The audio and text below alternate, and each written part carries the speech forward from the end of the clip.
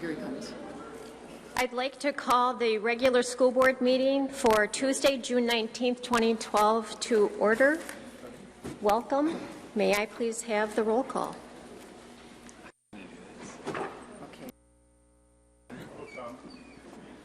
Okay, thank you, Chair Watson. Member Cameron. Here. Member Johnston. Here. Member Casper. Here. Member Murneke. Here. I am here. Chair Watson. Here. Member Westholm. Here. Superintendent Gronseth. Here. Deputy Clerk Hansen. Here. Secretary Melinda Tebow. Here. And student representatives Alex Livesey. Here. And Ariel is absent. We have a quorum, Madam Chair. Thank you. Would you all rise and join me in the Pledge of Allegiance? I pledge allegiance to the flag of the United States of America and to the republic for which it stands, one nation, under God, indivisible, with liberty and justice for all. Maybe you want to start off by saying that you have a new sound system. Thank you. Before we begin our full agenda, I have a couple of announcements. First of all, board members, I would appreciate it if you are going to miss a committee meeting or a school board meeting, if you could please email or call me or Sue Tellerico, just so that we're certain that we have quorums and that we're not holding up meetings or waiting. I would appreciate that. I think we've all realized that we all have new microphones tonight. This is going to be a big learning curve for me and all of us. I'm going to read what I know about the microphones in the last half hour, so bear with me. The district needed to replace the old microphones. I think most of us know that in the sound system because of breakage and the inability to find replacement parts for the old system. The key aspects of this: the new system is software driven. You will push your button on where you can see the face, just as you did before.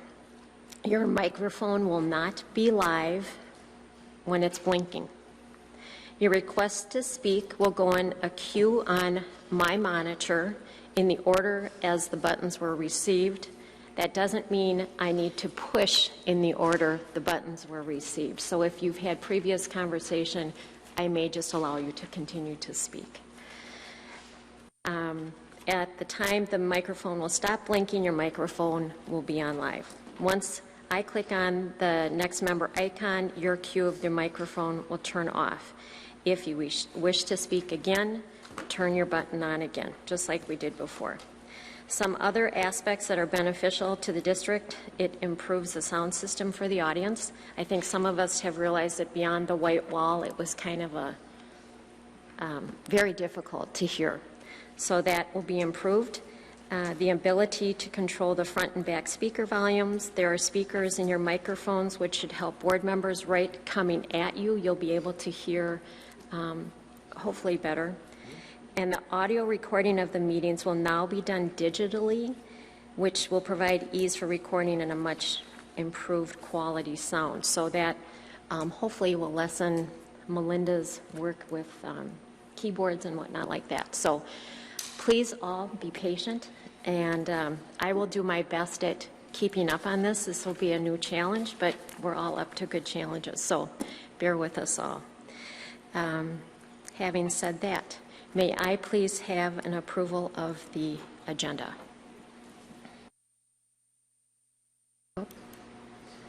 Member Johnston? Oh, no, I was going to, I'll hold it till after the motion's on the floor. Okay. Member Casper? So moved. Thank you. Is there a second? Seconded by Member Westholm. Just remember to speak after the blinking stops. That will help. Any discussion on the agenda? Member Johnston? Sure, yeah, I was going to speak to you, appreciate us trying to notify you, but I would also appreciate effort from the administration here too to schedule meetings as far ahead as possible, so we know. Some of these meetings were scheduled literally 3 or 4 days ahead of time, and that's pretty common. And I travel a lot. I plan my travel usually a month ahead of time. And if I don't know when meetings are, I want to be at these meetings, so I'd appreciate the board let us know, certainly more than 3 days, preferably 2 weeks ahead of time, any special meetings. Superintendent? We certainly try to notify you as far ahead of time as we can. Sometimes when things come up, you know, we have the 3 days is what is required, and so sometimes when we have last-minute meetings, I'm waiting 3 days to be able to talk to you about something. So, but I will certainly do my best to make an advance notice.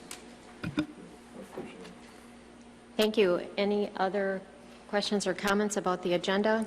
All those in favor? Member Johnston? Yes, I have. I'd like to make a motion to add an agenda item. I want to make a motion to discuss the cost overruns and over budget projections on the long-range facility plan to include but not limited to Denfield High School, approximately $2 million over, East High School, $5 million over, Eastern Middle School, $2 million over, Middle Park Middle School, $2 million over. Is there a second? Seeing none, the motion fails. The original motion, all those in favor? You have to turn your light on, Member Johnston. Member Johnston? Sure. I have another item that I would like to have the board entertain. And one, I would like to move that, again, like a resolution, I'll call it Section 1A, the district has been dealing with budget deficits for the last 3 years of up to $5 million per year. B, 2009, the district transferred an optional $2.3 million out of the general fund. 2010, an optional 3.3, and 2011, an optional 4.7. And in 2012, as expected, we will transfer $7.5 million out of the general fund. Section D is general fund savings as predicted by long-range facility plan have not materialized. Excess property has been sold. There has not been any utility savings. Therefore, the above transfers from the general fund have caused cuts to the classroom, increased class sizes, reduce academic opportunities for students. Therefore, this board would limit transfers from the general fund to $3 million per year, and any funds result of any property sold would only go into Series 2009B, 2010D, 2012B, and will reduce in the amount that's transferred from the general fund. Member Johnson, I'd like to remind you that both of these items were addressed in an email to you and all board members. These items have been discussed and rediscussed, and we are done discussing them. But I will ask for a second at this point. Is there a second to Member Johnston's motion? Seeing none, that fails. Member Johnston. Yes, I have one more item to add. If it pertains to the agenda. Yes, it does. This is a motion. I introduce the following motion. Due to the fact that everybody knows this board will pass everything in this board packet by either a 6-1 or 7-0 vote, due to the fact that there will be no discussion on any of these items if I don't speak, due to the fact that the board chair has stated in emails in the last meeting, and she just stated that I cannot ask questions, due to the fact that the district management has been instructed not to answer any of my questions, due to the fact that the district management rarely answers any of my questions, those do are only half answers, due to the fact that many of the items on the agenda are not even given to the board before the meeting, for example, termination of staff in tonight's human resource report. Therefore, agenda items 9A, 9B, and 9C, the Education Committee report, Human Resource Committee report, and Business Committee report will be combined and voted on as one item with no discussion. Is there a second to that motion? I'm not exactly sure why. Again, Member Johnston, as board chair, I can tell you that we have many discussions about these items. There has been much input. I have allowed you to ask the question and re-ask the question, and I'm rather tired of answering the question and letting administration do that.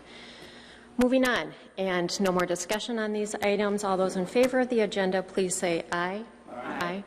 Opposed? No. That carries 6-1 with Member Johnston abstaining. Melinda, may I have clarification? When board members, when I ask for a vote, do we need to turn on all lights for your help on that? Or how should we do that? Let's try it without it for now. Okay, and I'll make a verbal commitment then. Okay. All right. Okay, thank you. Moving on to the special school board meeting of May 15th, 2012. May I have a motion? Member Casper? So moved. Moved by Member Casper. Is there a second? Second. Seconded by Member Westholm. Any discussion? All those in favor of the motion, please say aye. Aye. Opposed? That carries 7-0. Oh, Member Murneke? I'm sorry. I thought you were supposed to turn this on. Okay, all right. I think we're going to try it without just to see what happens, but thank you. That carries 7-0. Moving on to the regular school board meeting of May 15th, 2012. Is there a motion? So moved. Moved by Member Casper. Is there a second? May I have a second? Seconded by Member Westholm. Any discussion? All those in favor of the motion, please say aye. Aye. Opposed? That carries 7-0. Moving on to the special school board meeting of May 24th, 2012. May I have a motion? So moved. Moved by Member Casper. Is there a second?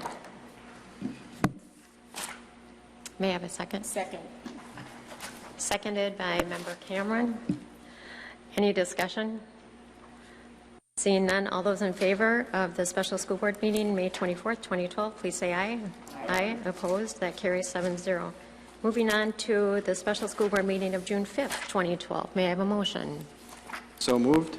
Moved by Member Casper. Is there a second? Second. Seconded by Member Westholm. Any discussion? Seeing none, all those in favor of the motion, please say aye. Aye. Opposed? That carries 7-0. Moving on to the special school board meeting of June 11th, 2012. Member Cameron? So moved.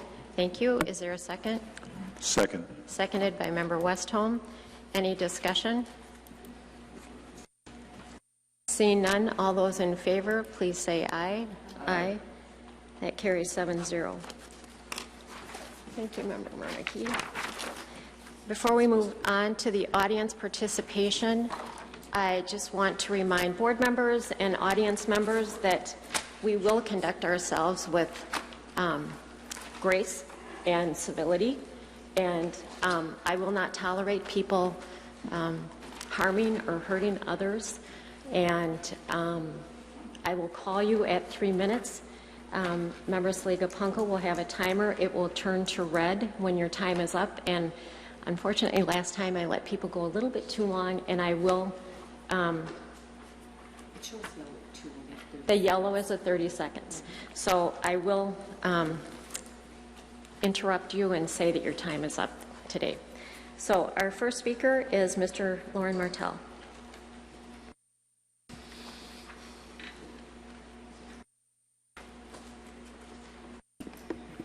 Good evening.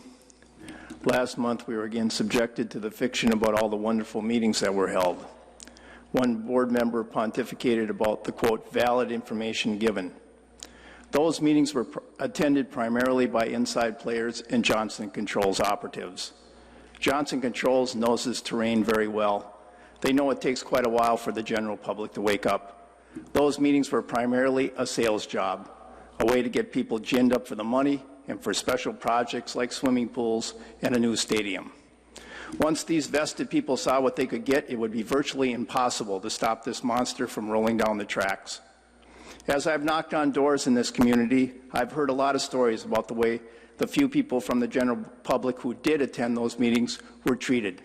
One rumor I heard over and over was that a former board chair screeched at a member of the public to shut up and sit down. I don't pass on rumors without evidence, so I dismissed the story as an urban legend. Then one day I was in the residence of one of my customers.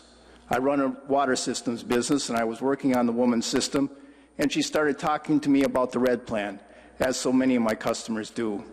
She said, I was at one of those meetings. The chair of the board, what was her name? It started with an N. I supplied the name, and she said, yes, that was her. She shrieked at a man to shut up and sit down. Let me just say that if I brought this woman in here, anyone with an ounce of sense would see that she has impeccable character. She's an elderly woman with a back as straight as an iron rod. She used to be the head nurse at St. Mary's. She said, I knew the man well. He passed away 2 months ago. He used to be a member of the St. Michael's congregation. She went and got the St. Michael's directory and showed me the man's picture. She said he was just voicing his concerns about what this plan would do to neighborhoods, to the city's education system, and he was told to shut up. She said he wasn't just some bum. He was a good guy, very active in the church, and a retired U.S. Marshal. She said his wife was even more upset than he was. She looked like she was going to have a heart attack. So one can say there were meetings. One can also say those meetings were dirty politics, a sham of democracy, nothing but the phony ruse of a railroad job, and many do.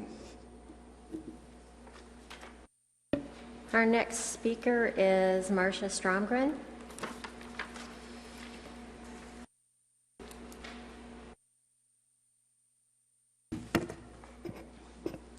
Good evening, board members. I first of all would like to thank Art Johnston for continually standing up for the people that voted for him. He has upheld his part of the bargain to represent them on the school board. I cannot say that about some of the other ones who sit there and vote for things, such as at the last committee meeting, you got a 100-page document, hadn't even seen, and you voted it. You voted on something you hadn't even read, and actually you didn't get it until you got to the meeting, so how could you read it? I don't think that's too, it's not very businesslike from the administration to hand you something you're supposed to look at and read immediately, and then you vote on it. But not to even question voting on it, save Bill Westhone's statement about, well, I know some parts of this, but I haven't read it, and then they voted for it. I am a face of the voiceless people out there that I too have been talking to. These people include parents who have pulled their children out of the system and don't intend to send them back again, teachers who have to put up with equipment that's not working properly, such as the air quality control at a variety of the number of schools. And I actually was in a concert at East, didn't work that night either.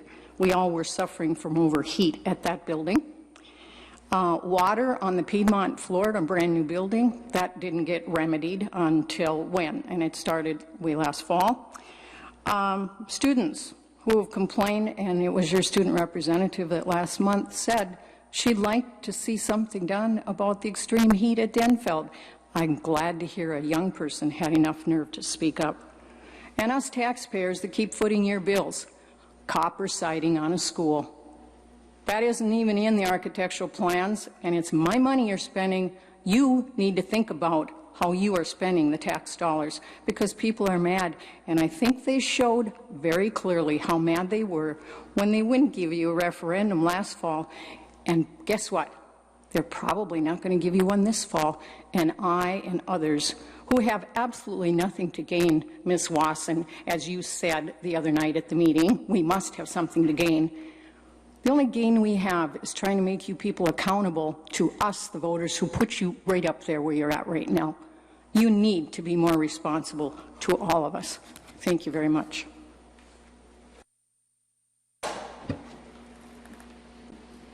That's it. We are done with our public comment. Moving on to the reading communications and the superintendent report, please. All right, we did receive one letter. It was from Steve Ellis, the president of the Harrison Community Club and the Lincoln Park neighborhood, and his letter conveyed the club and neighborhood support of the students when they came to ask that their mascot be the Wildcats and that their colors be blue and gold, and they just wanted to let us know that they were very supportive of that and thought it was very appropriate. And now for my report, most of us were at graduations, and I wanted to say congratulations to all of our graduates once again. I enjoyed going to the graduation ceremonies and taking a part of it, especially Denfeld this year. As alumni, I was celebrating my 25th reunion this year and got to celebrate that at the Denfeld graduation. So that was pretty special for me. You know, as we enjoy the summer months, we encourage students and families to remain active and keep students learning over the summer, because we know that sometimes some students can fall back a little bit, and we can avoid that by being active in the community, be involved in events that are going on. We have a lot of things around Duluth that can keep students stimulated over the summer. Our events go to museums. The library has a lot of events for kids. And so reading over the summer and staying active can help our students to stay up on all of those skills. I'd also like everyone to know that breakfast and lunch are available at our schools at Stowe, Morgan Park, Laura MacArthur, Denfeld, Piedmont, Nettleton, from 8 to 10:30 in the morning, Monday through Friday. Breakfast is served, and from 11:30 to 1 o'clock, lunch is served. And we are also providing bag lunches out of the Boys and Girls Club at the old Lincoln Park school. So for those kids and families who are looking for some breakfast and lunch over the summer, feel free to join us. And that's it. Thank you, Superintendent. And we're now moving on to the Education Committee report. Member Casper. Oh, I'm sorry. All right.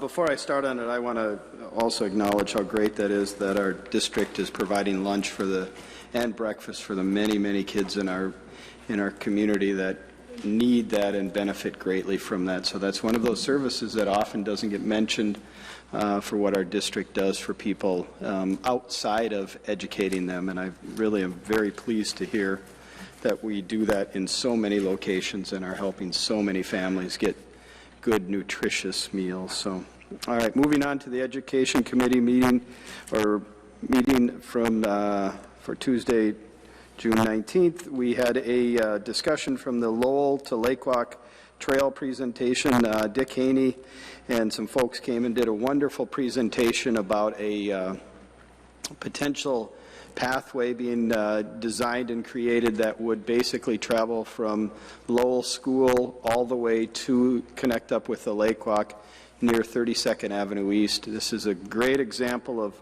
multi-governmental units that are partnering together to increase opportunities for our children to exercise and experience their community. So it was an outstanding presentation, and I personally wholeheartedly appreciate the efforts that they're putting in to make that a reality. We also had a lively discussion with the Duluth East Daredevils robotics team, congratulating them on their worldwide competition that they did very well on. It was fun to see how our future engineers and future marketing folks and future accountants and future journalists are applying their trade and their interest for the betterment of all of Duluth and all of the kids in our community. So it was wonderful to see that. We also had Keith Anderson, Bart Smith, and Tammy Wilkins before us to talk about some of the efforts being made in our internet connections and the challenges that are going on with that. We have one grant application before us. Deidre Quinlan is a teen parent specialist, and she's applied for a $46,000 grant to support the Habitat program through the Teen Parent Collaborative. Good luck with that. We also had Pam Reese, the director of Head Start, before us to present the state grant application that they're applying for and very encouraged and very supportive of the Head Start program, and many of us have seen the positive impacts that Head Start is providing for our kids in our district. We've pulled access to internet student data off the agenda. We also had a brief discussion by our assistant superintendent on the, I'm going to have trouble saying this name, Nwayang Ojibwe Language Nest program at UMD, and we continue to, did I do okay with that? All right. We're going to continue to support that in its efforts. Many kids received diplomas, and those are all before us. If folks have any questions about those. And I believe that is the entire agenda for the Education Committee. So I move the entire agenda forward for approval. Thank you, Member Casper. There's been a motion. I'll ask for a second. Member Murneke? I second. It's been seconded by Member Murneke. Any items to be held or discussed on the Education Committee report? Seeing none, all those in favor of the Education Committee report as presented, please say aye. Aye. Opposed? That carries 7-0. Moving on to the Human Resources Committee report, Member Westholm.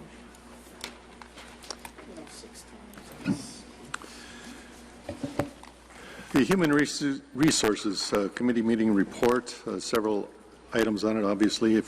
Number one is the staffing report action items. And if board members will look at their packet, I will simply read through the numbers, not the names. There are too many to go through here, but there's 1 certified appointment. There are 75 certified co-curricular appointments, 43 certified extensions, 4 certified leaves, 1 certified long-term sub, 2 certified recall from layoff, 7 certified retirements, 2 certified resignations, 2 certified temporary decreases, 2 certified temporary increases, 1 non-certified appointment, 1 non-certified demotion, 1 non-certified deceased, 22 non-certified extensions, 16 non-certified leaves, 8 non-certified permanent increase, 5 non-certified resignations, 6 non-certified retirements, 1 non-certified temporary decrease, and 2 non-certified temporary increase. And that's the action items of the staffing report that we have. Should I go through the other? Okay. Other action items, there was a placeholder for termination of certified probationary non-tenured staff, and that's resolution HR 6-12-3025. And that non-tenured staff list has 8 individuals on it. It's equivalent to about 7 FTEs, full-time equivalents. And it reads, whereas during the first 3 years of consecutive employment, all teachers in the public schools and cities of the first class are deemed to be in a probational period of employment, during which period the school board may renew or not renew any teacher's annual contract as the school board shall see fit, and that the district will lack a sufficient number of pupils to support all non-tenured teachers currently employed by the district. Now, therefore, be it resolved by the school board as follows. The employment contracts of the following probationary teachers shall not be renewed, and their employment shall terminate at the end of the school day on June 8th, 2012, unless another date is indicated below, in which case the employment of the particular teacher shall terminate on that date. And as I said, there are 8 names listed here, 8 individuals, and it's equivalent of 7 positions. Be it further resolved, the clerk of the school board shall notify such teachers in writing before July 1st, 2012 of the termination of their employment. And again, that's resolution HR-6-12-3025. Thank you. May I please have a second? Member Johnston? Question to the administration. Excuse me, I need a second for that motion. Are you moving that? Second. Seconded by Member Cameron. Any discussion? Member Johnston? Madam Chair, is the question of the administration. It says it terminates the end of the school day on June 8th. That's a week and a half ago. So these were terminated before the board even approved this?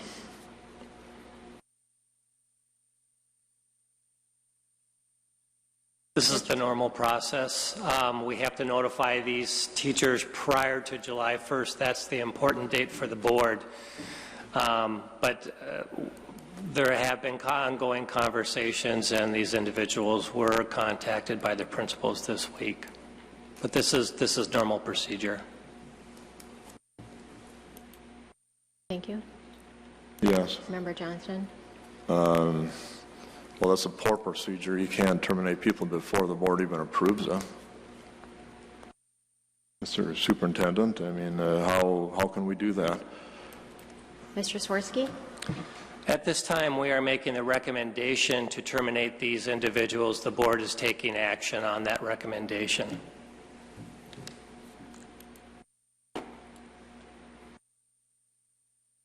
Member Casper?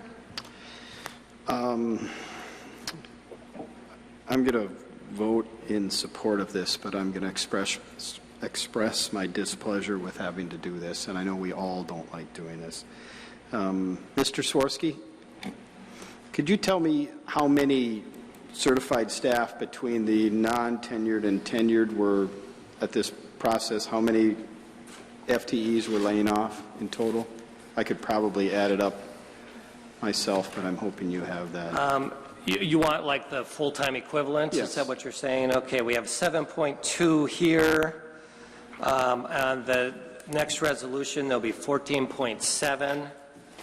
And then in last month's meeting, there were 6 individuals, which was about 4.5 FTE on our last month's board meeting for non-tenured. So approximately 22 or 26 FTEs then. Approximately there, yes. And that includes then with the retirements, I saw where we have another 7 retired. How many folks did we have retire then, certified staff, including what we see before us? I didn't bring that list with me, but I think we ended up with roughly about 31 or 32 at the very end. So in essence, the district is shrinking by about 55 full-time, certified full-time employees? Yeah, there's a couple of things that go into that process. You know, again, on the last sheet here, you're going to see positions. Things that go into that number that you're thinking of, and it took me years to kind of comprehend this myself. You'll have individuals who are going on leaves of absences. We had a number of individuals going on leaves of absences. You have retirement. You have people that are returning from leaves of absences, and people who are taking reductions in FTEs. So all of those kind of come together to come up with a number, yes. Okay.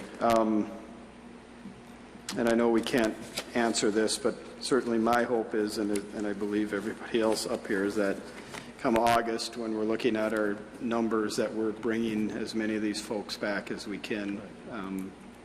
So I, again, am going to support this, but as I'm sure everybody else here, and I'm not speaking for anybody else in particular, don't like having to do this. And my hope is that we're able to plateau and level this off and find where we're on solid ground. So thank you. Member Murneke? I have personal experience with this. I was laid off a number of times, and you're right, Mr. Swirsky, there is a procedure, and it's been the same for a long time, and I was one of them. He had called into the office with the principal, and he said, "I'm sorry," and I was a young teacher with children, and he said, you know, you're going to get laid off. You're going to be terminated. And I was per contract.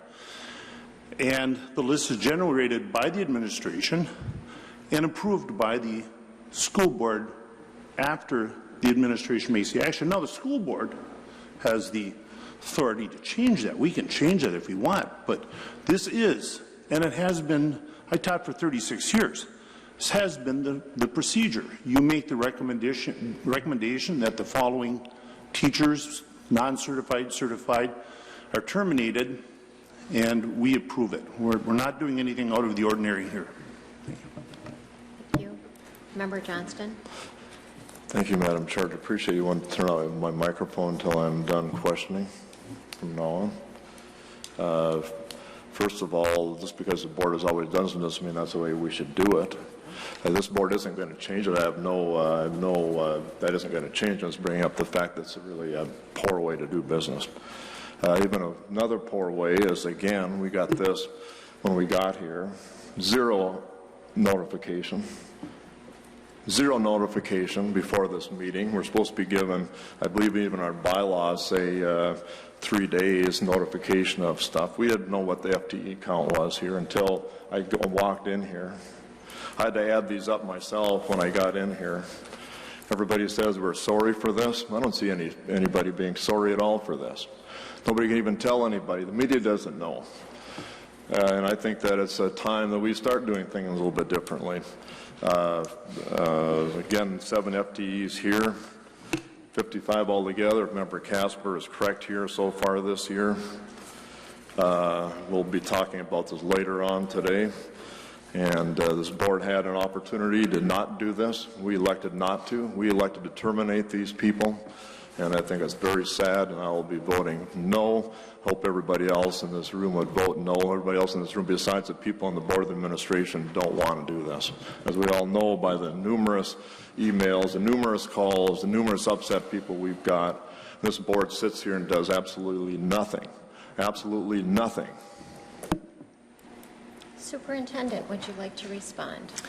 I just wanted to remind everyone that we have discussed these in committee meetings, that we did, as a general practice, have not published this list so that we would have an opportunity for administration to talk to these individuals and for it to be a respectful process, for these names not to be public until the night of the meeting. Thank you, Superintendent. Member Cameron. I just want to kind of repeat what everyone else has said. I know that these have been discussed in committee meetings, but I also know that when people are going to be laid off, according to contract, there's a certain time period that they have to be notified. And so this is common practice. They deserved to be notified that they're going to not be renewed, laid off, etc., and it's according to their contract. And I also want to point out that these are non-tenured staff, and I also look at the number of certified staff who have been brought back, which was a very substantial number. And no, we don't like laying off teachers, but we are following practice, and they deserve to be notified so that they can look for other jobs, and nothing is approved until it comes before the board. So there has been no action until tonight. Thank you, Member Cameron. Member Westholm. Yeah, I was just going to echo what Member Cameron was talking about. I had more of these conversations as a longtime principal at the high schools than I would like to, but it was necessary. But as Member Cameron mentioned, I wanted to notify these people early rather than later because there were other places they could look, and they needed to get started. And sometimes I would be writing recommendations for these people. And I'd also tell many of them, look, this is what it looks like now, and in some cases I'd say, you know, there's an outside chance that something may change over the summer, or we're looking at possibly getting another staff person allotted to us from downtown, but right now this is what it looks like. So right now you're probably going to be laid off. In some cases I'd say, look, there will not be a position for you next year. Thank you for the time you've given us. But you know, we have an obligation, we have an ethical obligation and duty to let these people know as soon as we can what we know. And also giving them hope and telling them that, of course, in many cases, you know, if I get a call from the principal of this school you're talking to, I hate to lose you, but yeah, you did a good job for us. So more power to you if you can find something else. So, you know, it is difficult, and there's no exact answer. But I think we try to do the best we can with it, and I know HR does the best job they can in making these difficult decisions, and they are hard. Thank you, Member Westholm. I would just like to say similar to what has been said, this is a very difficult night for all of us, and I believe when I started on the school board several years ago, this process was months away. And we allowed teachers to hold on to the very end, sometimes day before school. So it is extremely unfortunate. I'm glad that we've gotten better. If we could even be better, that would be great. But I know that Mr. Swirsky, you and your staff worked up until the very last minute to make sure that we're not doing something that is unnecessary, and it's heartfelt and a very difficult time for all of us. So I'll go back to Member Westholm. Not that we need more anecdotes, but Member Murneke was talking about his experience. My wife, who worked for the district for almost 35 years, she was laid off 8 years in a row. 8 years in a row. And I remember, being at home and saying, well, right now I'm laid off, and then she'd sometimes get a call in August, well, looks like now there's a position. But that's the way it was. I mean, the way the process works, and if there's a better way, great, but it's going to be tough to find a process given what we have to do and hire and what we know in terms of finances and everything else. So my wife won't like me for saying that. But. Thank you. Seeing no more comments or lights, may I please have a vote on resolution HR 612-3025. All those in favor, please say aye. Aye. Opposed? No. That carries 6-1 with Member Johnston opposing. Member Westholm, moving on to the second resolution, please. Oh, I'm sorry. 2B is a placeholder for termination of certified tenured staff, resolution HR-6-12-3026, and I'll read that resolution. Whereas enrollment in the school district is declining, whereas during the 2012-13 school year, the district will lack a sufficient number of pupils to support all tenured teachers currently employed by the district, whereas the school board has found it necessary to discontinue certain positions. Now, therefore, be it resolved by the School Board of Independent School District number 709, St. Louis County, Minnesota, as follows. The board proposes that the employment of the following tenured teachers terminate effective at the end of the school day on June 8, 2012, unless another date is indicated below due to discontinuance of position or lack of pupils. And as was indicated, I think you mentioned it was with 21 individuals affected, but positions were 14.7 14.7, okay.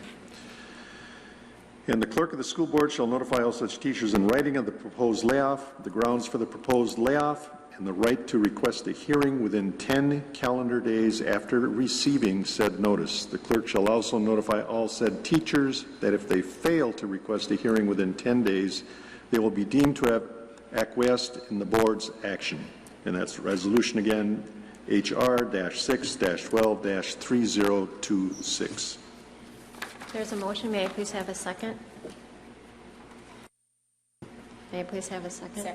Second. Thank you. Seconded by Member Cameron. Any discussion? Member Johnston? Yeah, I'm opposed to this. I know all the rest of the board is in favor of it. But this isn't the way we do business. It's unfortunate that this is because of this budget deficit that's been caused by this board, 100%, and nobody cares. Member Saliga-Punko? Thank you, Chair Wasson. I do want to say this is really difficult for me, especially this list. We go up to 16 years experience, some of these people, and I know many of them, they are absolutely some of the best teachers I know of. So this is really hard for me. I don't want to vote for this, but we have taken, as school board members, we are obligated to balance budgets. And the one thing I will say is if the state and federal government would just start funding the mandates, we'd be fine. But we spend millions of dollars yearly on mandates that come to us from the federal and state governments, and we do not receive enough money. And so we have to cover these mandates, and so it does cause us to have to make budget cuts. So that is a lot where this is, and I just want to make sure the public is clear, because we have talked about this in public before. It is frustrating to me. how much more money we would have, and, you know, just many teachers still. So I don't want to vote for this, but I am being fiscally responsible, and I will be supporting this. Thank you, members. League of Punko, Mr. Hansen. Thank you, Chair Wasson. Board members, I just would like to emphasize two things as you're considering these resolutions dealing with teaching positions, and that is to ensure that you understand that non-teaching positions are also involved in the layoff and position elimination process that we've gone through. I know that we're looking at 19 positions or slightly over for positions that have been eliminated as part of this process. So teaching positions are not the only positions that we're talking about here. And the second thing is that the thankfully the reduction in our healthcare insurance rates served to minimize to some degree the impact of the adjustments that we've had to take here from a personnel standpoint, and we'll talk more about that during the budget discussion, but I just wanted to point that out as well. Without the savings that we've experienced there, we'd probably be talking about more layoffs than we are. Thank you, Mr. Hansen. Member Johnston. Sure. Let's be clear here, and let's be honest with the public. Last December, we transferred an optional $4.7 million from the general fund to the long-range facility plan. We'll be doing that again, I'm assuming, here in this December. Nobody tells me how much, but I assume it'll be more than $5 million this year.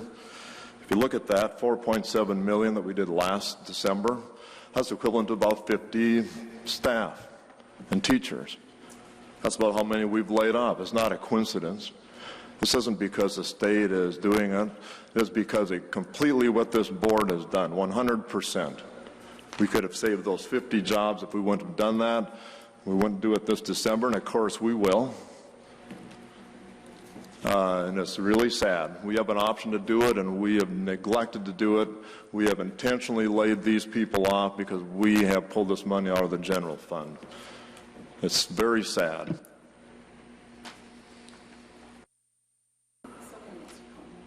I would love for you to. Do you want to comment, Member I get Cannon? tired of doing it all. Well, I can have Superintendent. We've been talking about this for quite a while. There are parts of the savings from the long-range facilities plan that have been in the plan since its inception. I believe that the district was very open about how it was being financed, and that the savings from closing multiple schools were going to help to keep the tax impact down for residents. If you as a board chose not to make that transfer, what it does is it transfers the obligation to the taxpayers. And so there would be a tax increase. If the board in the future has that conversation, you can certainly do that, but I would recommend having conversations with the public who it affects most greatly. Thank you, Superintendent. Member Cameron. I just want to say that if the board decided to do that, which we can, there's still no guarantee that we would not be making layoffs. We would still have to make layoffs. We've been making layoffs since I've been on the board. It's a necessity, and we're not the only institution that's doing so. And I'm going up on my 16th year, not planning on running again. But from day one, since my time on this board, we have made cuts. And like I said, we're not the only institution that's doing so. And if we decide not to withdraw or put those monies, or change how we put the monies in and have the taxpayers pay more, we would still have to make cuts simply because we're not getting the funding that we need to maintain education. We would still have to make cuts. Superintendent? I just wanted to add to that, had we not gone through the long-range facilities plan, which has actually helped us to reduce the deficit for a number of years now, not only would we be making cuts, but we would be making larger cuts, and we would still be talking about which schools were closing, which ones we were keeping open. And so it's brought us through a process that as a community was necessary, and certainly has helped us along the way. Thank you. Member Johnston? Yeah, the long-range facility plan reduced the deficit. Show me the money. I've been asking for this for how long? We haven't sold any property to speak of. The utility savings is zero, if not negative. Yeah, we've made savings on cutting teachers and staff. Everybody seems to be cheering that on. There isn't any savings. Nobody can show it. Nobody even tries to show it. Everybody just ignores it. I've tried to have this discussion in public. The chairperson rolls her eyes and won't even put it on the agenda. You call that discussion in the public? No, it isn't. I'm going to comment. Member Johnston, there has been discussion.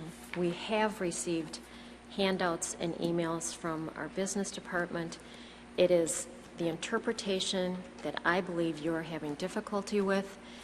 This has been ongoing for several years. I don't know what else to say. It has been discussed, and it has been brought forward in meetings and to the public. Member Murneke? Madam Chair, I wish to be recognized. I'd like to call the question on this. Thank you. All those in favor of the This motion? needs a second. May I have a second? Seconded by Saliga Punko. All those in favor of the motion, please say aye. Aye. Opposed? No. That resolution, HR 612-3026, carries 6-1. Oh, I'm sorry. That was just to call the question. Now we will go back to the resolution. There was a motion and a second. There was discussion. All those in favor of the resolution, please say aye. Aye. Opposed? No. That carries 6-1 with Member Johnston voting against it. Moving on, Member Westholm. Under other action items, 2C is a placeholder for discontinuance of positions, and Resolution HR-6-12-3027. And I'll read that resolution, and that talks about positions. And that, of course, is connected to staff, and that's where some of the layoffs come from. Whereas enrollment in the school district is declining, whereas during the 2012-13 school year, the district will lack a sufficient number of pupils to support all tenured teachers currently employed by the district, whereas the school board has found it necessary to discontinue certain positions, now therefore be it resolved by the School Board of Independent School District number 709, St. Louis County, Minnesota, that the following programs and positions or portions thereof be discontinued effective at the end of the school day on June 8, 2012, unless another date is indicated below, in which case the position shall discontinue on that date. And we have listed here, and I don't know if you want me to run through all of them, but I can do that, I suppose. I think that, is that all right? Okay? Oh. Is that okay? That's fine. I was just, maybe to help you out here, it comes to a cumulative of 26.8 FTE. So. 26.8 FTE? Yep. Okay. And what we have listed here, and it virtually touches every subject area. For example, art is 2.8 FTEs, business 0.1, elementary 3 positions, English 1.4, family consumer science 0.8, German language 0.8, guidance counselor 0.4, industrial arts 0.6, math 1.8, music 3.8, physical education health 1.2, science 1.6, social studies 2.0, Spanish language 1.4, special services 4.9, and vocational education 0.2. And so that's resolution HR-6-12-3027. There's been a motion. May I please have a second? Member Murneke? Second. Thank you. Seconded by Member Murneke. Any discussion? Member Westholm? Oh, sorry. Oh, sorry. Again, having lived this as a principal so many years and so many times, having to make these cuts and decide, well, this year it looks like we have enough kids signed up for 2.0 Spanish versus 1.8 last year. I mean, those are the kinds of things that they're dealing with all the time. So, and I guess it's inevitable. We've got a declining enrollment, and it's been declining for many, many years. And when it declines, we have fewer courses offered and fewer staff to teach them, and we need fewer staff. We'd like to keep them all, but we can't. So that's what leads to these cuts, is just, by and large, it's fewer students. It's not because of lack of concern by board members or principals or anybody else. Thank you, Member Westholm. Member Johnston. Thank you, Madam Chair. I guess my point is well made. This board will not entertain discussion. They cut it off. You say that I don't have an understanding of it. Well, I would challenge any of you to a public debate, any of you, anytime in this room, to a public debate on this. You won't even talk to me about it, not to mention the public. The public knows what's going on. I remember I looked back on the original selling of the long-range facility plan. It was really quite entertaining. One of those major bullet points was, we will have enhanced academics. We can have all these classes that we couldn't have now. Well, what's happened to that? I'll save some of the other choice tidbits from that promotion to another meeting. But here we are. We've cut 26.8 FTEs, German, music, guidance counselors, math, science, Spanish, vocational education. You say, oh, that's just the way it goes. Who cares? Well, this board, this administration, has left a path of destruction behind itself for the last 4 years. This is exactly what it is. And we've all heard from everybody, like I haven't heard from everybody. People don't buy this thing that, oh, gee, we've gotten a lot of savings. Nobody buys that. Nobody even has a discussion anymore in this board. The town is sure discussing it. We've sat back here and done nothing but left this path of destruction, and it's shameful. This board should be ashamed of themselves, and this administration should be ashamed of themselves. We have the opportunity to do something. We've done nothing. Member Johnston, some of the things you're saying tonight are rather distressful to 6 other board members sitting here. I can't imagine any 6 other different people who have more compassion, interest in education, in children, many of whom worked in this district, many of us who have relationships with these people. So I am offended, and I would imagine most of my colleagues are offended by what you're saying. And you're crossing a very thin line right now with me as board chair, and if it continues, I may want to censure you. Member Johnston. Yes, you're darn right I'm crossing a line. You asked the people there if we've crossed a line here or not. Do you think that it was hard on us? We've laid off, 55 people, if Member Casper is correct this year? Oops, it's 45. Oh, well, okay, let's say 25, what we're doing tonight. There's a 26.8. Oops, 26.8 plus 7 is 35. Ask those people how nice we have been.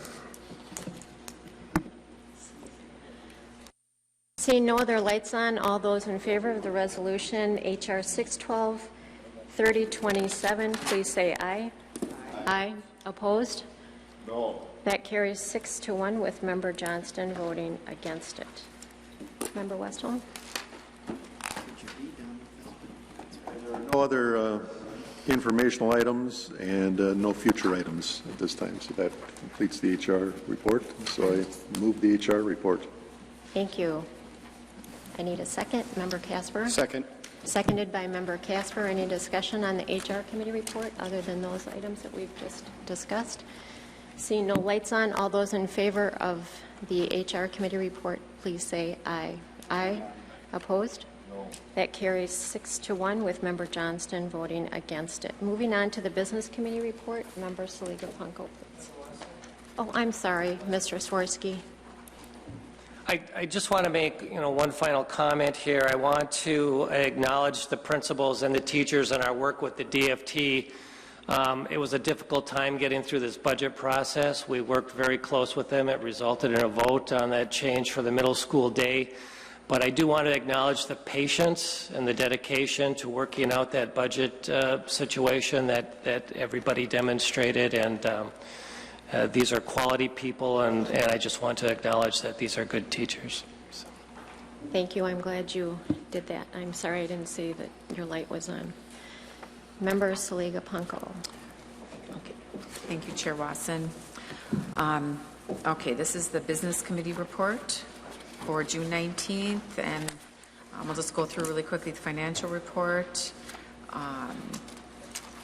The bids now, pulling those, right? Yeah. Bids are pulled, and there are no RFPs, no quotes and policies. Use policy for internet access, policy 3187. Let's see. And number 2, policy 3136, regulation 3136, suspension recommended for, we suspend that policy just for the purchase of airfare. And then we have change orders for the Eastern Middle School and for Denfeld. And then we have, I'll just skip over the resolutions really quick. And we don't have any other placeholders here. Let's see, an informational expenditure contracts, revenue contracts, other contracts, facilities management, capital project status report, Johnson Controls plan status report, change orders relating to the long-range plan, and contracts signed in relation to the long-range facilities plan. And then we have future items, which deals with our insurance renewals. So I'm going to go back, Chair Wasson, to the resolutions, since we have quite a few of them, then we'll come back to the main report. Please do. So if you go to the first resolution, which is page 88, I just have to turn to that. And this is the financial institution account line of credit. And we discussed this last week. And so I move resolution B6-12-3028 dated June 19th, 2012. Thank you. May I please have a second? Second.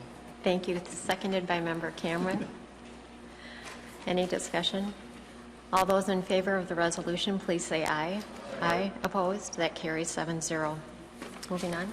Okay, then go to the next one, which is the next page.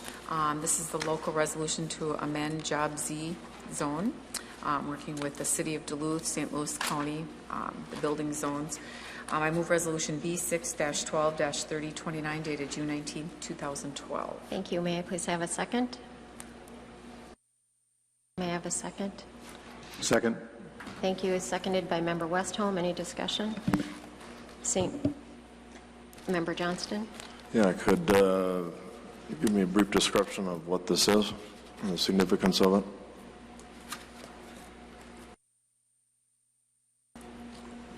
This resolution is a item that we received from the city.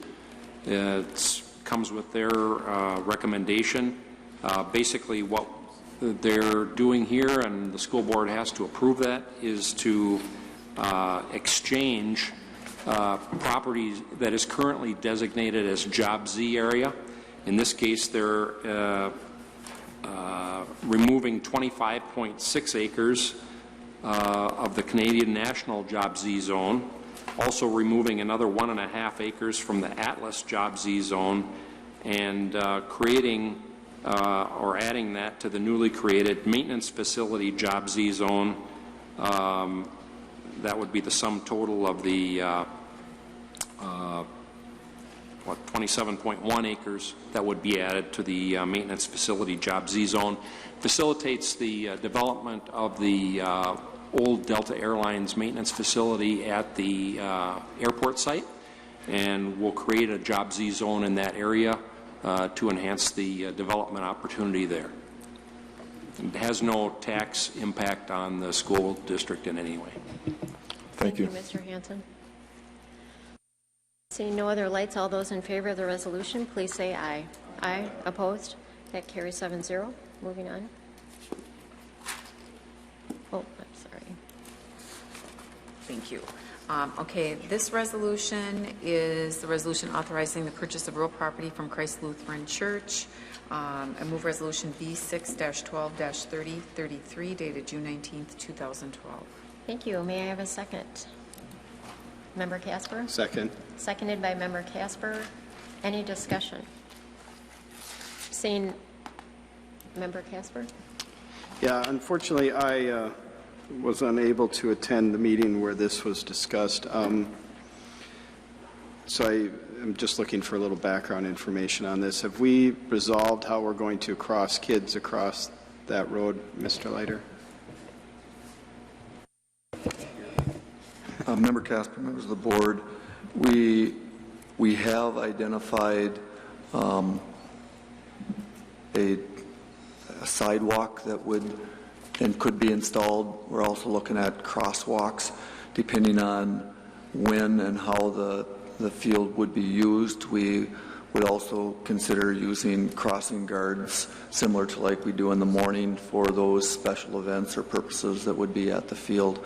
We're going to rely somewhat on the school administration to make a determination on what's appropriate, but a sidewalk is something that we're also considering, so that there would be Ensign Street crossed and a driveway crossed, but they would not be walking through the parking lot of the church. Okay. Could you tell me how much this is going to add as far as to your maintenance budget to take care of it a year? Member Casper, I couldn't give you a number tonight, but I could certainly extrapolate from some other similar size properties that we contract for mowing. In fact, I could probably find, I believe last year, while there was still some transition going on, we were mowing that field, and so we would have a price for that. Okay, thank you. Thank you. Member Saliga-Punko, did you want to comment? Yeah, thank you, Chair Watson. I appreciate your questions, Member Casper, just because I kind of was wondering about that too, the maintenance, and I know I'm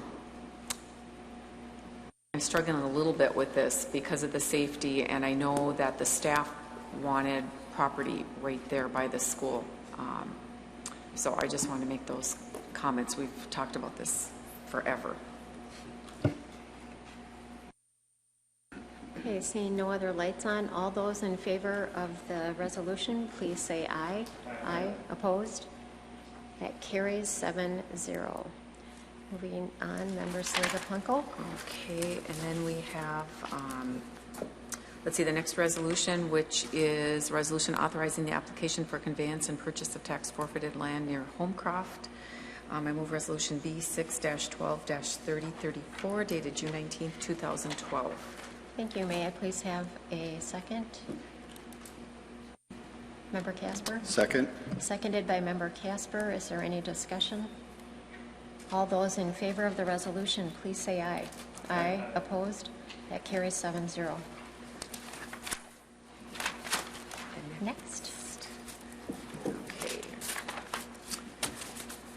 Okay, I think this next one is the resolution authorizing the execution and delivery of an amendment to installment purchase contract and a supplement to declaration of trust and approving the issuance, sale, and delivery of $12,801,327,000 full-term capital appreciation certificates of participation series 2012A.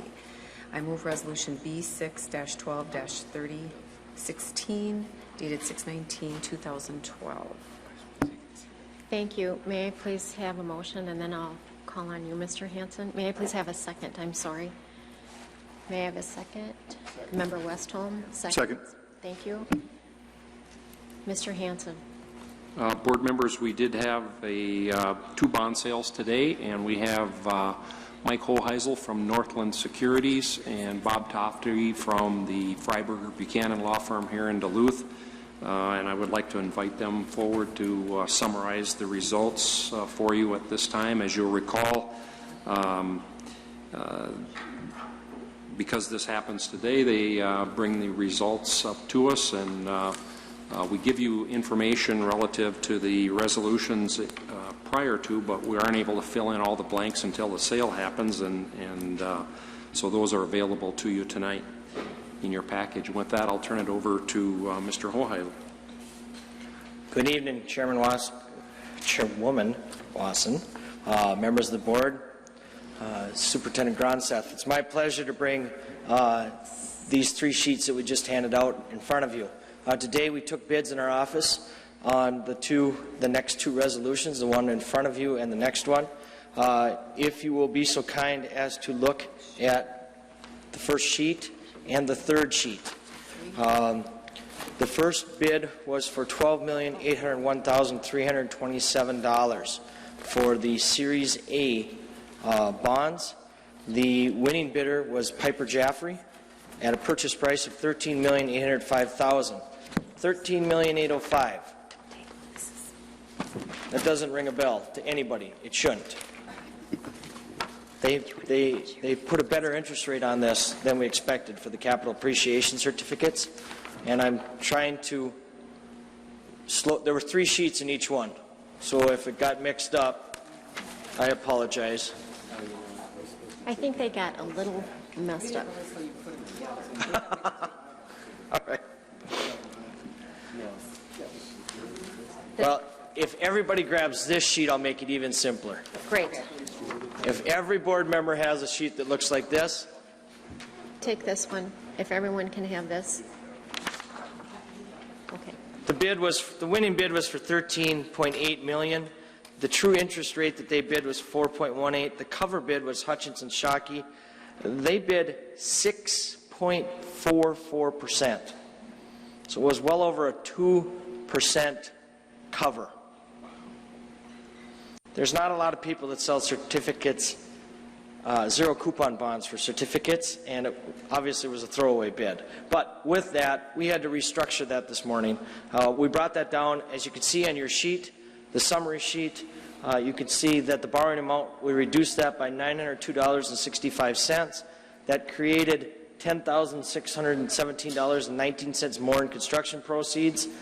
We had better cost of issuance by $11,519 than projections. We're assuming $3,145 of interest earnings. That's about 5 basis points on a money market. With that, we had from our projections $1,894,000 less in interest earnings on the far right side, and it was 2/3% better on that bid. I would recommend awarding that bid per this resolution to Piper Jaffray. And Mr. Tofty, if there was anything else you'd like to add?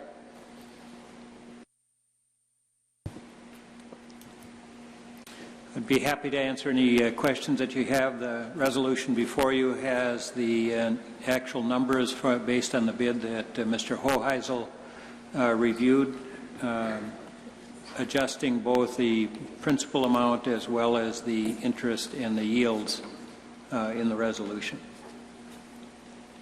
Any questions? Member Johnston? I don't have any questions, but I do have some comments on the resolution. I can hold off if there's any other questions. I see no other lights on. Go ahead. Sure. I notice again here that we don't make any payments until 2021 on this. Again, even with these great interest rates, we're still paying almost $9 million in interest. My quick figuring, that's we're paying about 85% of that is interest on that.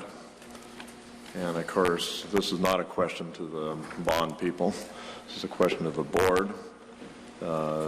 Again, we all know why this is put off until 2021, because this noble thing here that we don't want to raise taxes in the city of Duluth. Because of that, we're probably paying, we're not paying any principal payments until 2021. That's probably adding about $5 million in interest charges. Very poor deal for the school, and it's only done so we don't have to so-called raise taxes until 2021 to pay for this. very poor idea, and of course I'll be voting against this because it's such a poor idea. I have just a quick question for whomever. Is this consistent with the plan as it was laid out umpteen years ago? Chairman Wasson, yes, it fit into the promise of the taxpayers in the years that Member Johnston stated. We fit the gap in what we hadn't used up from previous sales and promises. We fit that into and layered in these payments into the years 21 through 28 into that tax structure. Thank you. I knew that. I was thinking correctly. Member Johnston. Sure, just a couple of quick information items maybe since you're still at the podium. Again, maybe first the administration. Again, this is another example. We get this stuff not even at the meeting, but an hour and a half into the meeting. Thanks. I'm beginning to think that the administration really doesn't want to give us information ahead of time. But anyway, we've had that discussion already tonight. I would like to have a final copy of the amendment. We're not given that. There was a lot of blanks in that. The one in our board packet book, and again, request that I get a copy of all the final stuff, including the amendments with all the fill in the blanks. Can I do that to get a copy of that, Superintendent?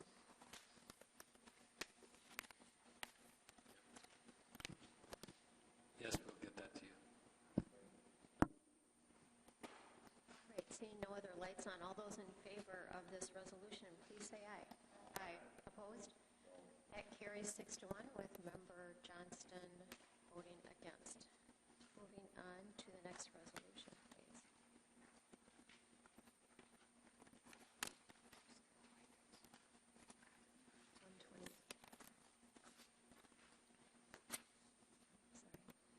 Thank you, Chair Watson. Okay, we have the resolution authorizing the execution and delivery of an amendment to lease purchase agreement and supplement to declaration of trust and approving the issuance, sale, and delivery of $6,340,000 certificates of participation series 2012B. I move resolution B 6-12-3017 dated 6/19/2012. Thank you, Member Saliga-Panko. May I please have a second? Member Casper? Second. Seconded by Member Casper. Any discussion? Member Johnston? Yes, Madam Chair. Again, this is another one where, in our wisdom again, we're pulling on now approximately, I can't find the handout here since it's totally disorganized again. But anyway, it's approximately $500,000 this time right out of the general fund, point blank. If I figure that right, that's equivalent to probably about 6 or 7 teachers. So in addition to the other, what was it, 35 we've done earlier, laying off next year. Actually, well, we postponed that payment for 1 year. That's a good idea. But after that, we're going to add another 6 or 7 teachers to the layoffs, thanks to the way we're funding this. I hope all the teachers and all the public know that this is, again, is going to be cutting back in our academics, increasing our class size, and all of that, just adding to the other multitude we've had here. So again, I would certainly hope, and I'm sure that the board, since they've expressed a lot of concern about cutting staff and teachers, I'm sure this will be voted down. Any comments, Mr. Holzapfel? Did you want to go through anything on this? I can go through quickly.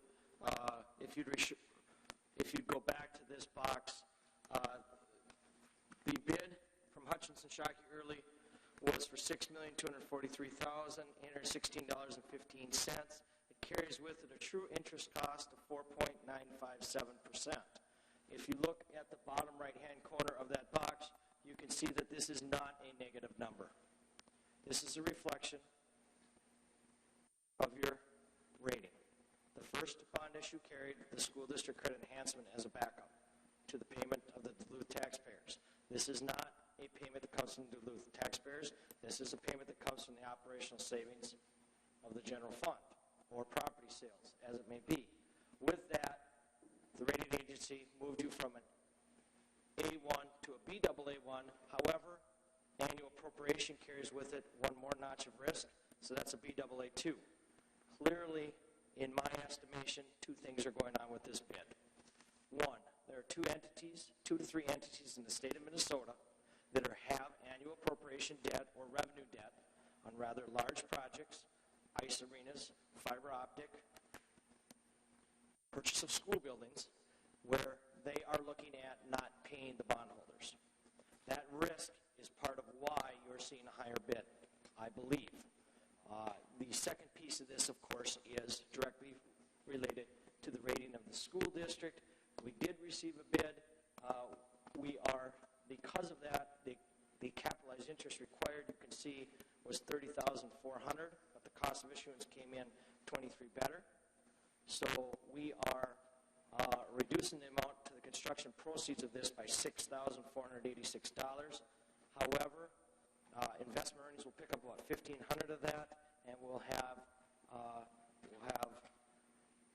Jody allocate the remainder of that out of the investment earnings from the 2010 issue. So, with that, I would recommend awarding to the only bidder that we got on that one, which was Hutchinson Shockey Early. Thank you. Seeing no other lights on, all those in favor of this resolution, please say aye. Aye. Opposed?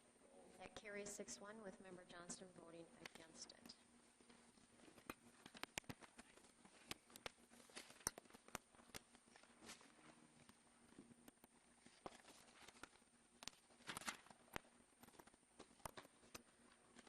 Okay, and we're going to move on to Resolution G, say on page 157.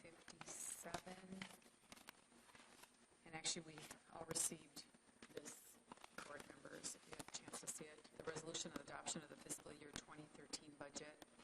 Be it resolved by the School Board of 2013 School District number 709, St. Louis County, State of Minnesota, that the fiscal year 2012 budget as presented to the school board be adopted. I move Resolution B6-12-3030, dated June 19th, 2012. Thank you. May I please have a second? Second. Westholm? Seconded by Member Westholm. Mr. Hanson. Board members, just as a reminder, the bulk of our work on the budget was done much earlier in the calendar year, and in March you did approve the consideration list for this year. With that list, then we went ahead and implemented those numbers, and that's what you have before you tonight. You did receive two emails this week from Mr. LeBlanc and myself. Jody wrote about some of the number changes between the draft version and this final version. Those were offsetting amounts, and again, you received an email from him on that, and I believe you have a copy of that as well.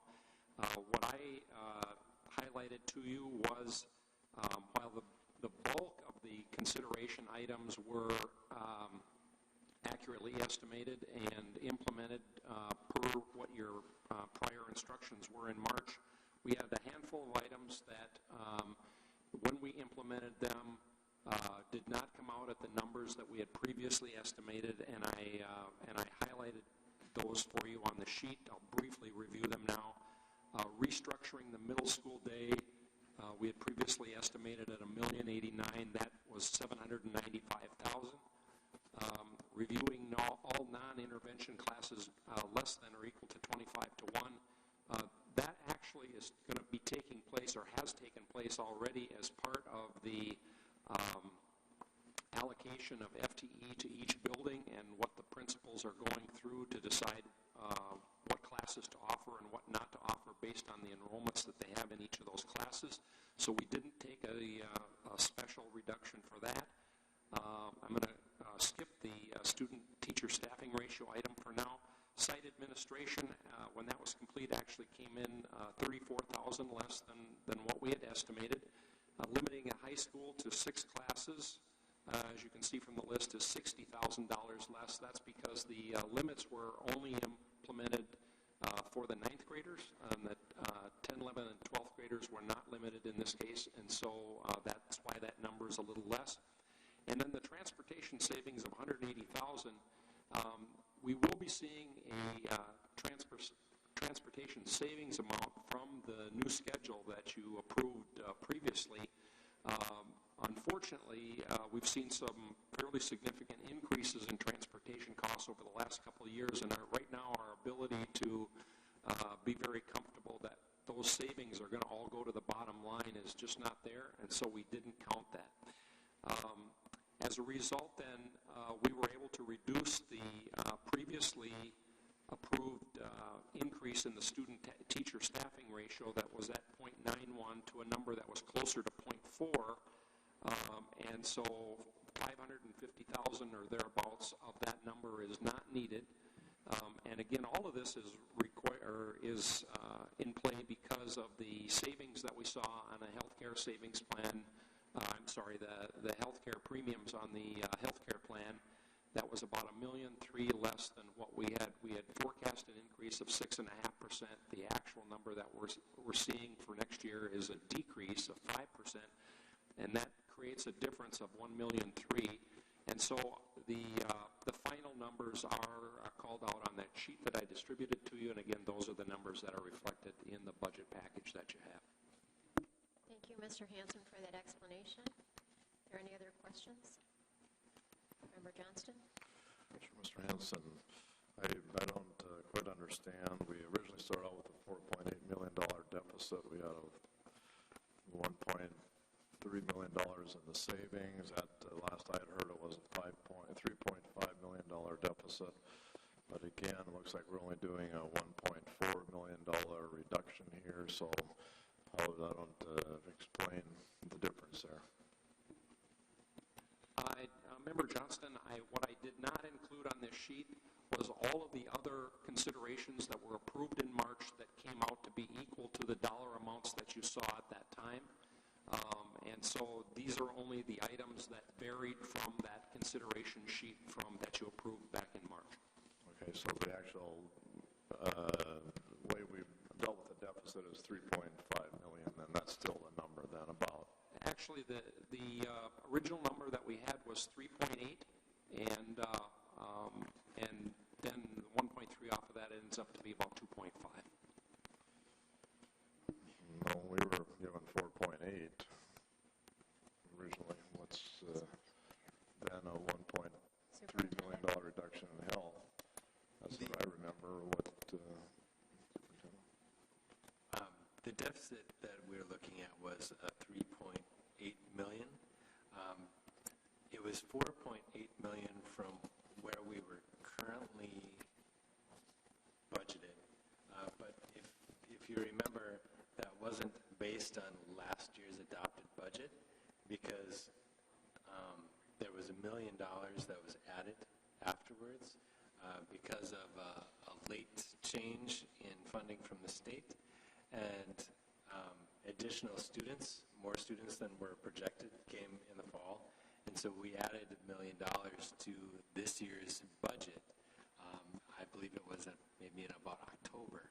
So we went into this budget cycle with the understanding that anything that was added after that budget, so that $1 million was already off of the top. So that made the 4.8, 3.8, and then with the extra 1.3 million, we get down to the 2.5 million. That was the actual reduction. Okay, thanks for that explanation. A couple other questions on the budget that I couldn't find answers to. Again, how much are you planning here on the optional transfer from the general fund to pay 2009A bond obligation? That's got to be in the budget because it's a significant amount. The review and comment indicates it's about $5.5 million. Do you have that number, Jody? Yeah, just Member Johnston, we did budget $4.9 million. It's not, again, it's not for the payment of 2009A. It's for the payment of what is necessary to meet the tax numbers that were put out there before, and so it's for the the tax levy reduction amount, and that's $4.9 million. Yes, but again, reading the resolution we did last year, I assume it'll say the same. It says to go to 2009A COP. Is that not correct, or did we not put it to 2009A? Are you saying it never went to pay the 2009A obligation?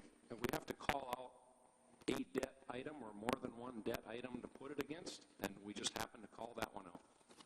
Well, it's in our resolution. It says right in our resolution 2009A COP is what it says in the last three resolutions.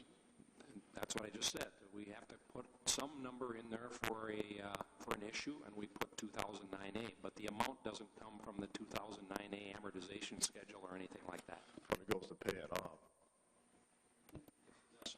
Thank you. It was hard to get that answer. Okay, where is that in the budget? As you looked in there, is that somewhere in the page here about where that item is in the budget? Because I couldn't find it in this budget.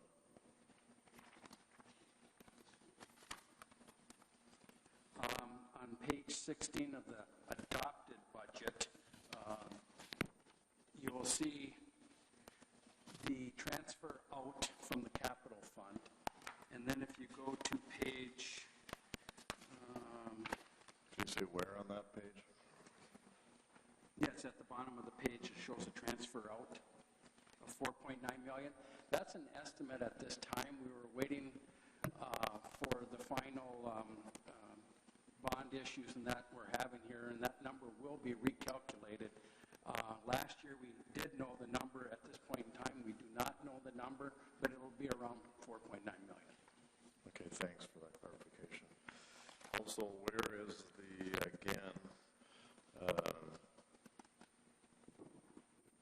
paying off the debt obligation 2010D? Where is that in here? That should be amounting to about 2.3 million this year. Where is that in the budget? We have bond payments being made from two different spots. One in our capital fund, and the other one in our debt service fund. So if you go to the same page, page 16, I think the issue that you're referencing is in the capital facilities expenditure there. There's two bonds in that number, and I don't know if it's exactly 2010D, but there is two payments being made out of the capital fund, and we've budgeted $2,899,000.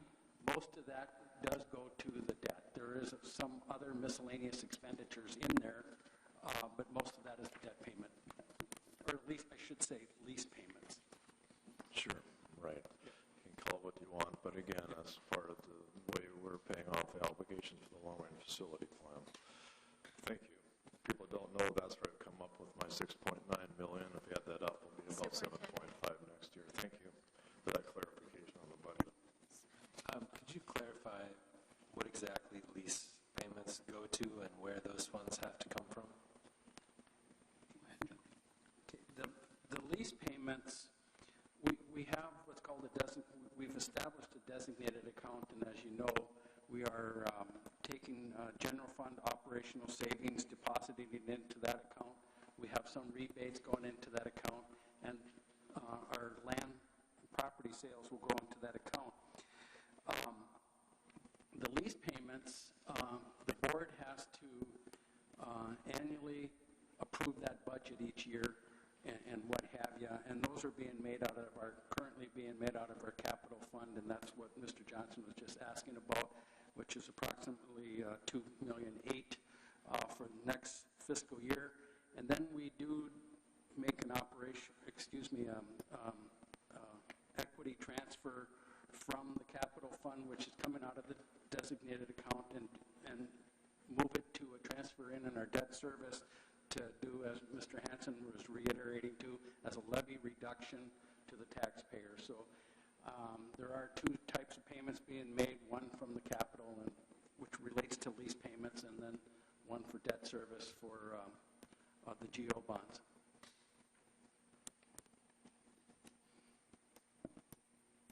Thank you. Thank you. Seeing no other lights on, all those in favor of this resolution, please say aye. Aye. Opposed? No. It carries 6-1 with Member Johnston opposing the motion. Moving on. Okay, and then, let's see, the last resolution is, let's see, I'm trying to remember what page that was on. Is that it? Oh, that's this. Okay. I knew it was here, but I'll have to find it.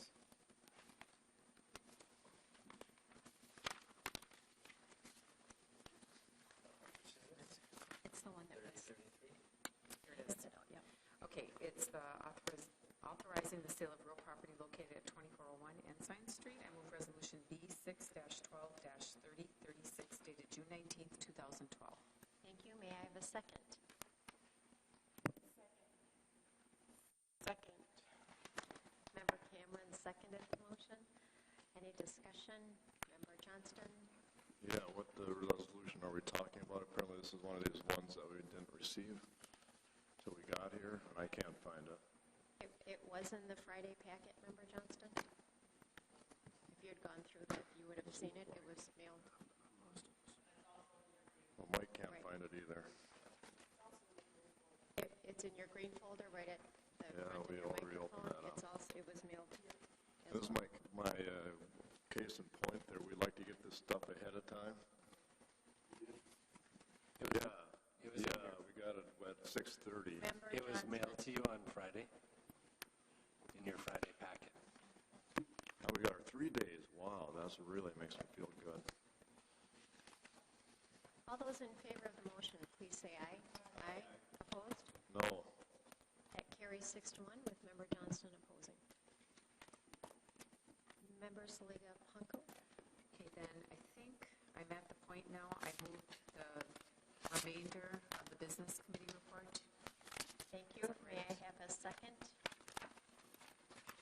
Member Casper? Second. Seconded by Member Casper.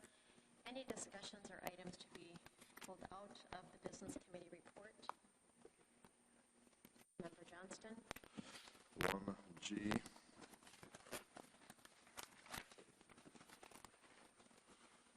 All right. 6D. 6B or D? D is in dog. 6E. An elephant. 6F is in fox.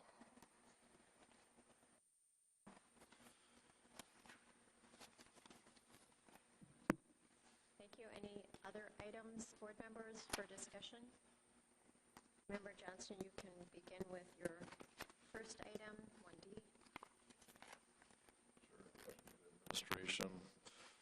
Again, I've had several questions about this. This is a general question here since it's on the thing there. If groups fundraise, say, for example, a PTA fundraises, can that money be given to schools? As I was told that couldn't happen. And just kind of explain a little bit about the fundraising restrictions there may be. Again, I've been asked a question and don't know how to respond. Regarding fundraising by various entities within the district, the PTA, for example, is not a district entity, and therefore fundraising endeavors that they may do, those funds do not belong to the Duluth Public Schools. Those funds revert to the PTA at their discretion to be used as they deem appropriate.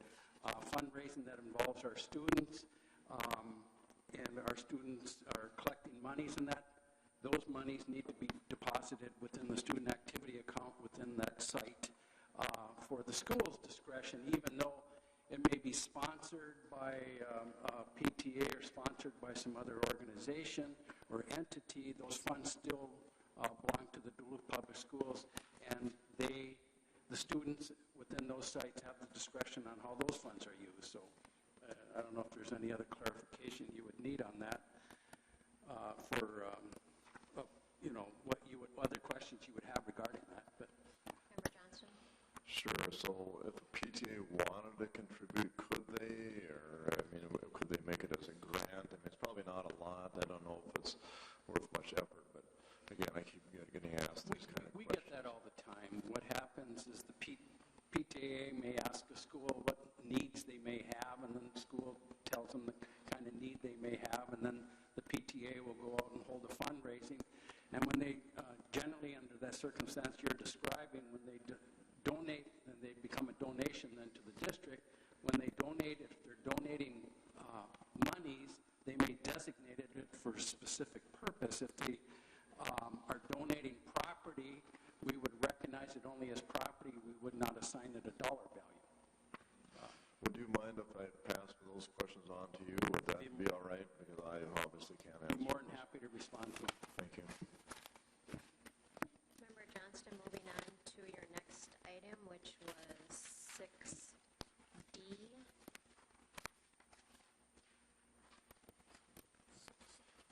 Sure. A question here at the last meeting. I asked for an energy report. Haven't received that yet, the latest annual one. And again, I'm asking for that again. And was promised that. Haven't got it. Can I get that?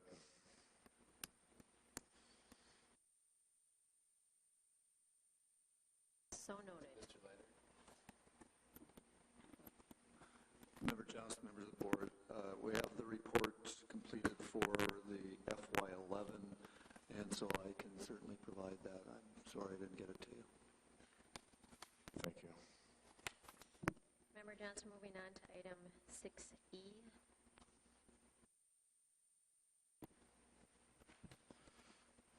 I'll cancel that one. All right, moving on to item 6F. Sure, 6F, again, the change orders. Again, I've asked the question for a total of the contracts, including change orders. I received one email from the administration that said, I received that in your packet, add them up. I don't think that's a very good answer. What I read that being is that no one in the administration actually knows what the total contracts are and what the change orders. That's how I read that. And until I can find what the total contracts have been spent as well as the change orders, I'm assuming that nobody in this administration knows. Am I correct on that, or does somebody actually know that, or are you just refusing to tell me and the public how much these contracts are, including the change orders? Don't tell me to add up the last 5 years of things that we got in these board reports.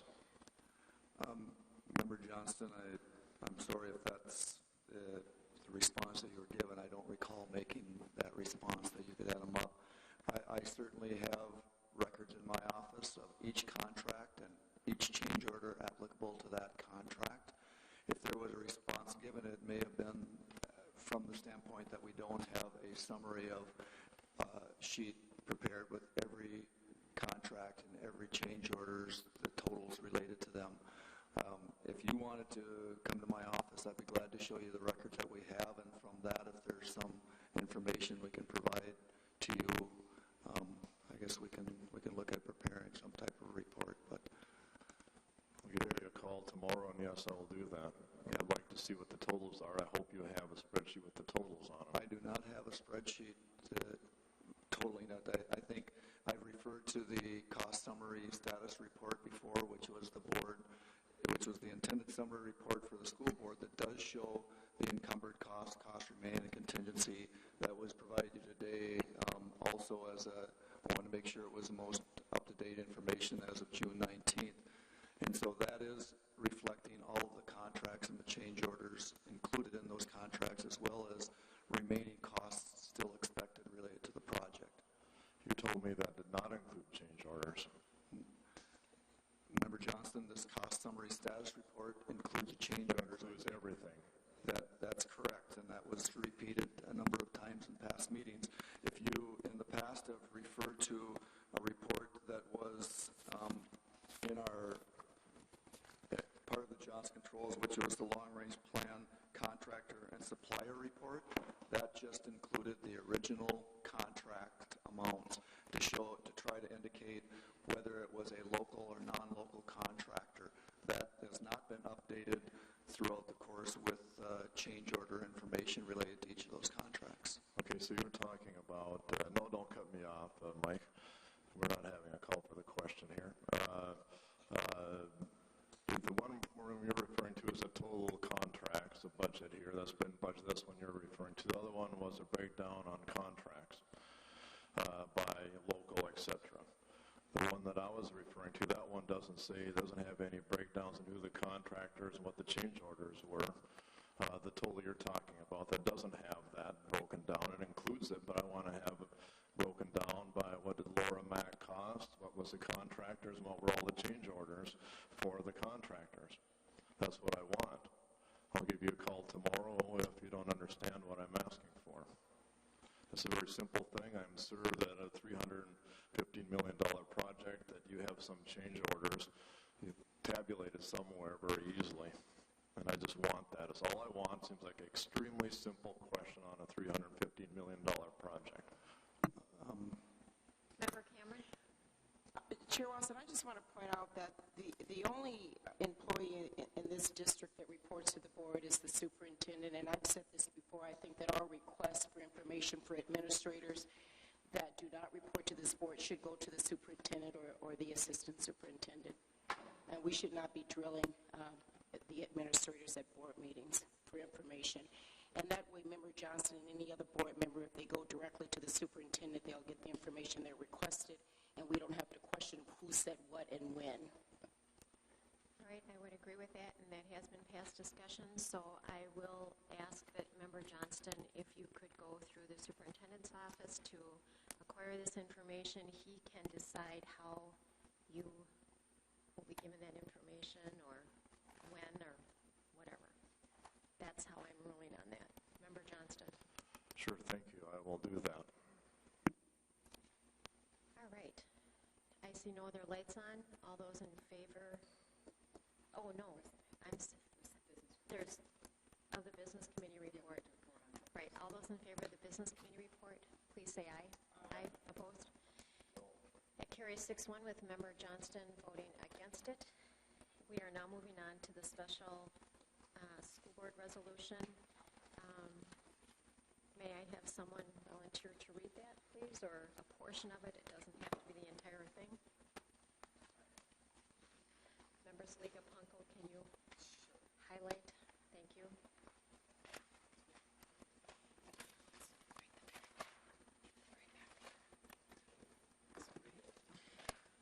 Okay, does everyone have it? It's at the very back of your book. Yep. Okay, resolution adopting post-issuance debt compliance procedures. I'm just wondering how much I should read. Be it resolved by the School Board of Independent School District 709, St. Louis County, Minnesota District as follows. School Board of Independent School District number 709 chosen to take steps to help ensure that all tax-exempt obligations will be in compliance with all applicable state and federal regulations. And then there's background. Maybe just just read the last page. Okay, thank you. CFO Executive Director of Business Services will ensure that the post-issuance debt compliance procedures are updated on a regular and as-needed basis. The CFO Executive Director of Business Services or any other individuals responsible for assisting the CFO in maintaining records needed to ensure post-issuance compliance are authorized to expend funds as needed to attend training or secure use of educational resources for ensuring compliance, such as consulting, publications, and compliance assistance. I move Resolution B6-12-3035, dated June 19th, 2012. Thank you. May I have a second? Member Casper? Second. Seconded by Member Casper. Any discussion? Seeing none, all those in favor of the special resolution 6-12-3035, please say aye. Aye. Opposed? That carries 7-0. Seeing no other lights on, we are adjourned. Thank you.